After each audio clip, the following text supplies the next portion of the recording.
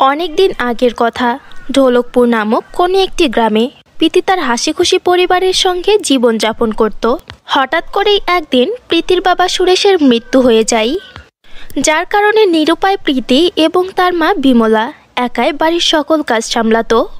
প্রীতির মা প্রতিদিন সকালে বাড়ির কাজ ছেড়ে অন্যের বাড়িতে যেত কাজ করতে, যেটা থেকে কিছু টাকা ইনকাম হতো, যা দিয়ে প্রীতির স্কুল খরচ এবং খাবার চলে আসতো। এবং সে বাড়িতে সেলাই মেশিনে কাজ করত, যা থেকে তার কিছুটা ইনকাম হতো। প্রীতি তার মায়ের সঙ্গে সকল কাজ করার পর স্কুলে যেত। প্রীতি ছিল একজন শিক্ষিত, বুদ্ধিমান এবং খুব সহজ সরল মনের একজন মেয়ে। এমনভাবেই তাদের দিনকাল চলছিল। কিছুদিন পর প্রীতির স্কুলে আলপনা আঁকার কম্পিটিশন হয়, যেখানে যে কোনো বাচ্চা পার্টিসিপেট করতে পারবে এবং যে জিতবে তাকে 10,000 টাকা পুরস্কার দেওয়া হবে এবং সরকারের পক্ষ থেকে সে ভালো একটা স্কুলে অ্যাডমিশন পাবে। এসব শুনে প্রীতি অনেক খুশি হয়। স্কুল ছুটি হতেই সে তাড়াতাড়ি তার বাড়িতে যায় এবং তার মাকে বলে, মা, তুমি জানো আমাদের স্কুলে আলপনা আঁকার একটি প্রতিযোগিতা হবে, যেখানে যে কোনো বাচ্চা পার্টিসিপেট করতে পারবে, আর যে জিতবে সে পুরো 10,000 টাকা পুরস্কার পাবে। এর সঙ্গে সঙ্গে সরকারের পক্ষ থেকে তাকে একটা ভালো স্কুলে অ্যাডমিশন করানো হবে। মা, আমি এই কম্পিটিশনে পার্টিসিপেট করতে চাই এবং আমি সেই পুরস্কারটি জিততে চাই। ঠিক আছে মা, তোমার যখন এত ইচ্ছা তখন তুমি অবশ্যই ওই কম্পিটিশনে পার্টিসিপেট করবে, আর আমার তোমার প্রতি পুরোপুরি বিশ্বাস আছে, তুমি অবশ্যই জিতবে। প্রীতি তার মায়ের কথা শুনে অনেক খুশি হয় এবং সে অনেক আত্মবিশ্বাসের সঙ্গে প্র্যাকটিস করতে থাকে। প্রীতি প্রতিদিন সকালে উঠে বাড়ির কাজ সেরে স্কুলে যেত এবং স্কুল থেকে বাড়িতে আসার পর সে মায়ের সঙ্গে বাড়ির কাজ করত এবং এরপর সে নিজের কম্পিটিশনের জন্য নিজের বাড়ির আঙিনায় আলপনা আঁকত। সে একবার আলপনা আঁকতো, আবার মুছে দিত, আবার আঁকতো, আবার মুছে দিত। এভাবেই সে অনেকবার ট্রাই করে। এভাবেই আস্তে আস্তে সেই দিন চলে আসে, যেই দিন সকল বাচ্চারা নিজেদের পুরোপুরি তৈরি করে স্কুলে আসে আলপনা আঁকার প্রতিযোগিতার জন্য। এদিকে প্রীতির মা সেলাই থেকে ইনকামের কিছু টাকা প্রীতিকে দিয়ে দেয়, যেন সে রং কিনতে পারে এবং আলপনা আঁকার প্রতিযোগিতাতে ভালোভাবে পার্টিসিপেট করতে পারে। প্রীতি স্কুলে পৌঁছায় এবং সে দেখে সকল বাচ্চারা আলাদা আলাদা বিভিন্ন ধরনের রং নিয়ে এসেছে, কিন্তু প্রীতির কাছে শুধুমাত্র কয়েকটা রং ছিল।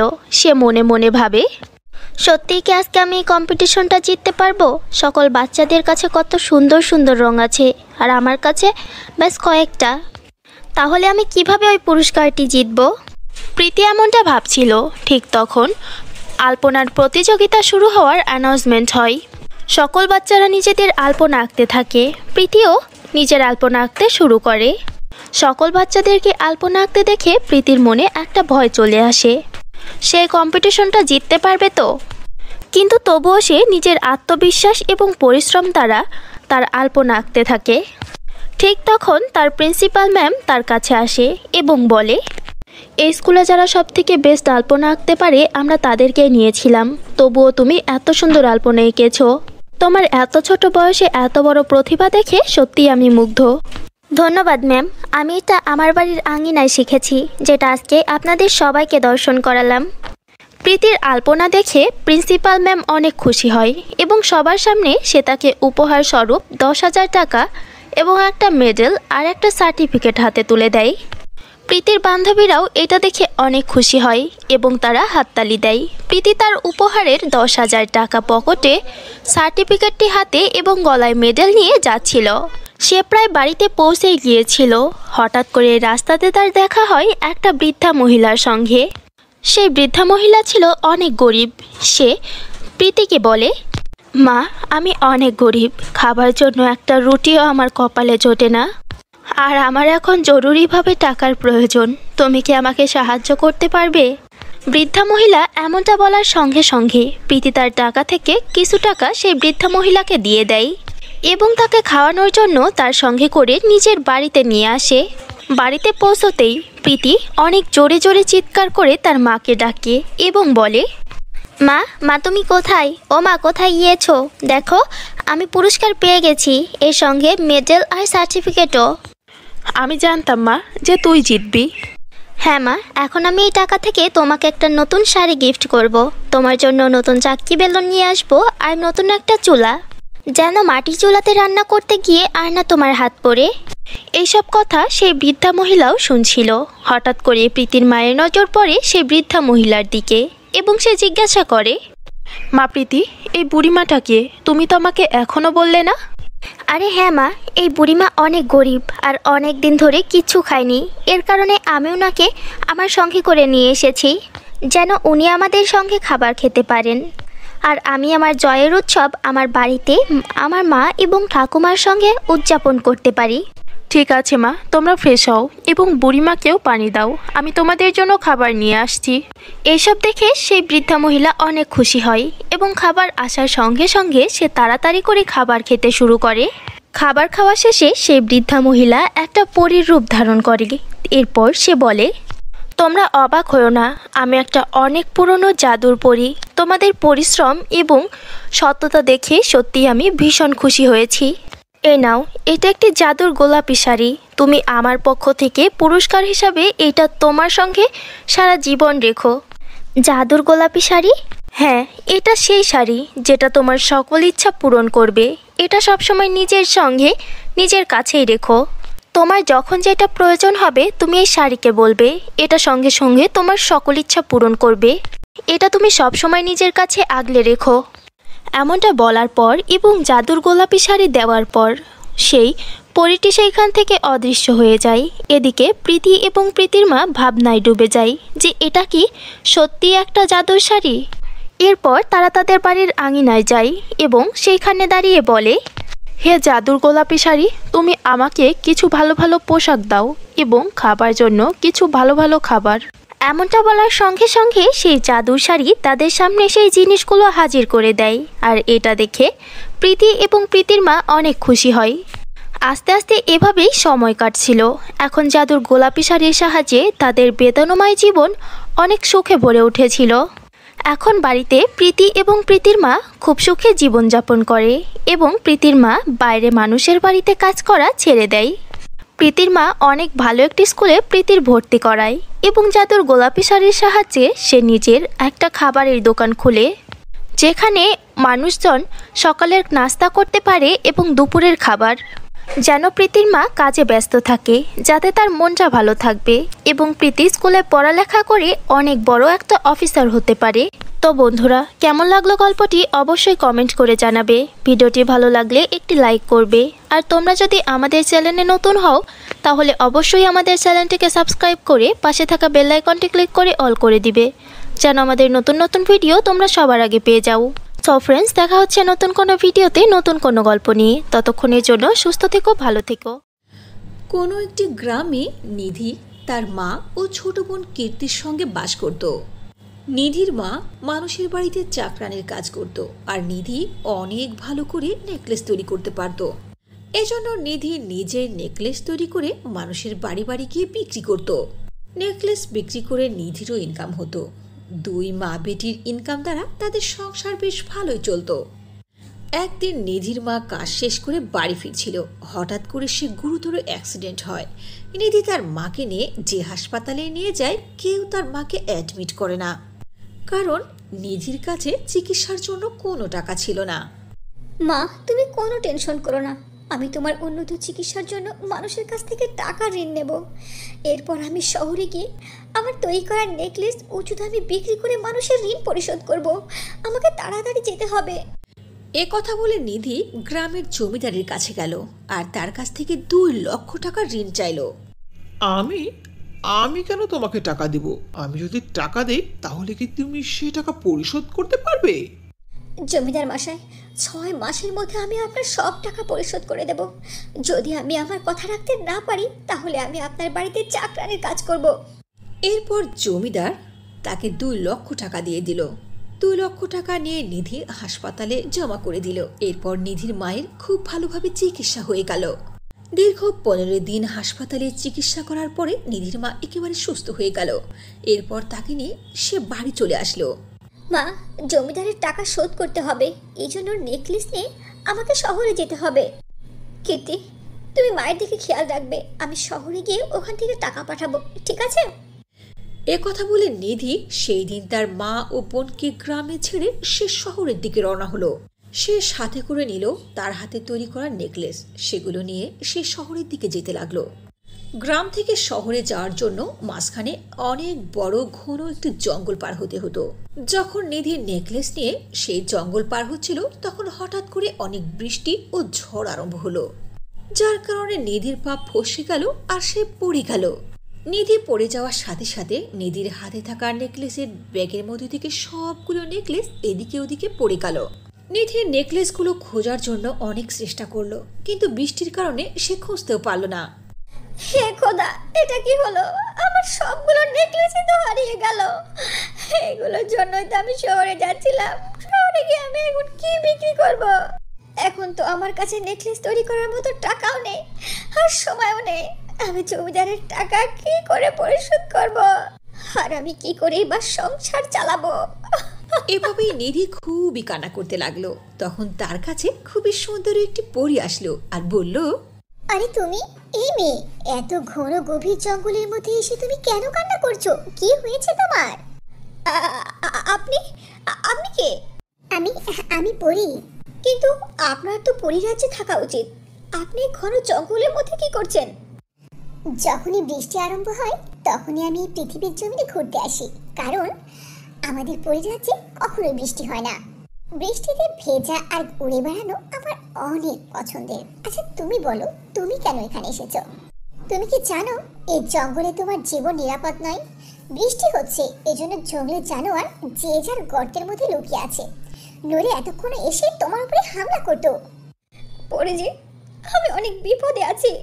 কি হয়েছে তোমার, আমাকে বলো। পরে জিজ্ঞেস করার কারণে নিধি পরীর কাছে তার জীবনের সব দুঃখের কথা খুলে বলল।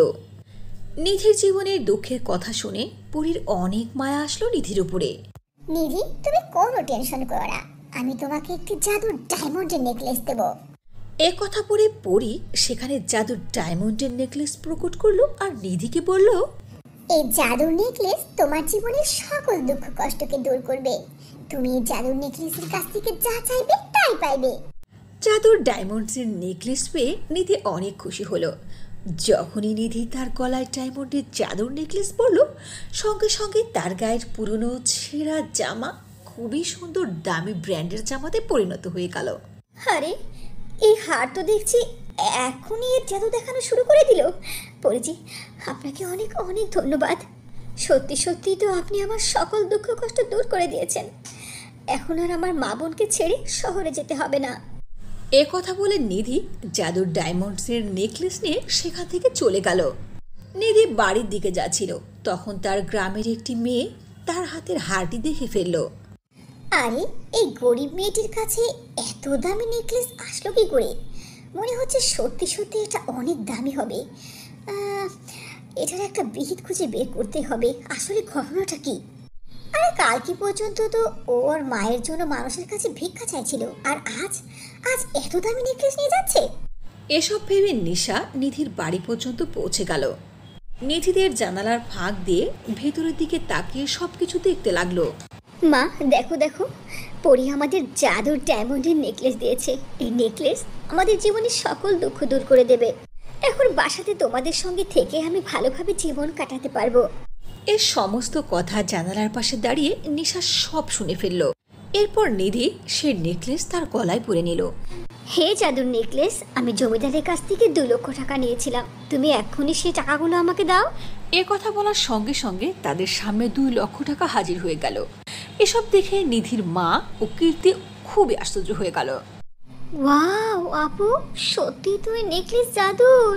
তাহলে তুমি আমার জন্য খুবই সুস্বাদু খাবার আর খেলনা এনে দাও। এরপর নিধি জাদুর নেকলেসের কাছে টেস্টি খাবার ও খেলনা চাইল। এ কথা বলার সঙ্গে সঙ্গে সেখানে অনেকগুলো খেলনা ও টেস্টি টেস্টি খাবার চলে আসলো। কীর্তি এসব দেখে প্রচণ্ড খুশি হয়ে গেল। এরপর নিধি জাদুর নেকলেসকে আবারও বলল, হে জাদুর নেকলেস, আমাদের এই ছোট ঝুপড়িকে খুবই সুন্দর একটি বাড়িতে পরিণত করে দাও।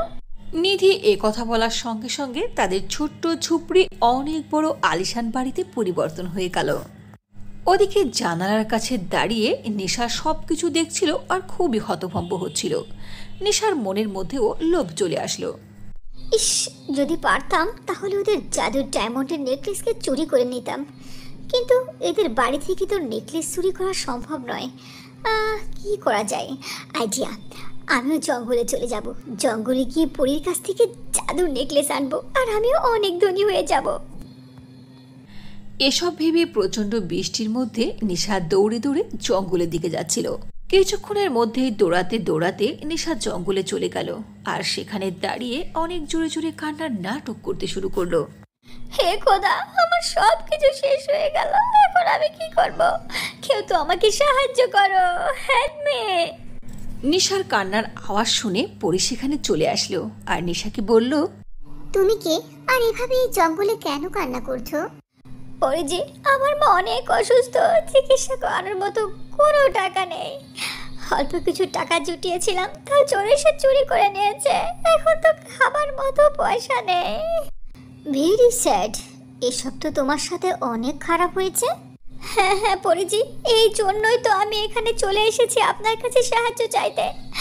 আপনি আমাদের প্রতিবেশী গ্রামের একটি মেয়ে, ওর নাম নিধি, ওকে আপনি জাদুর ডায়মন্ডের নেকলেস দিয়েছিলেন। সে দেখে আমি চলে এসেছি, আমাকেও দিন। নিশার এসব কথা শুনে পরির মনের মধ্যে সন্দেহ হলো আর সে ভাবলো যে নিশা এসব নাটক করছে। আরে এই মেয়েটি এত খারাপ, এত লোভী। আমি নিধিকে দিয়েছিলাম জাদুর নেকলেস, এ দেখে ও হিংসায় জ্বলে যাচ্ছে। এজন্যই ও আমার কাছে এসে জাদুর নেকলেস চাইছে। ওকে আমি উচিত শিক্ষা দেব। এসব ভেবে পরি তার জাদুশক্তির দ্বারা একটি নেকলেস প্রকট করলো আর নিশাকে দিল। সেই নেকলেসটি দেখতে জাদুর বলে মনে হচ্ছিল না, এই জন্য নিশা পরীকে বলল, পরিজি, এই নেকলেস তো নিধির নেকলেসের মতো লাগছেই না।